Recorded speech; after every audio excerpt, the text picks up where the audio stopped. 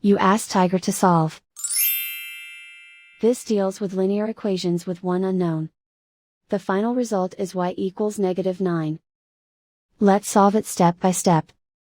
Group all constants on the right side of the equation. Subtract 15 from both sides.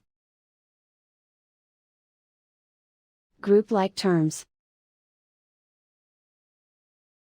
Simplify the arithmetic.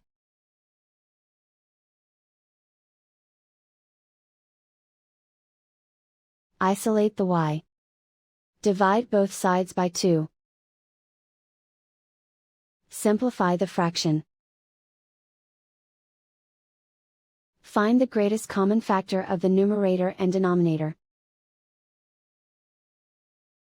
Factor out and cancel the greatest common factor. And so the final result is y equals -9.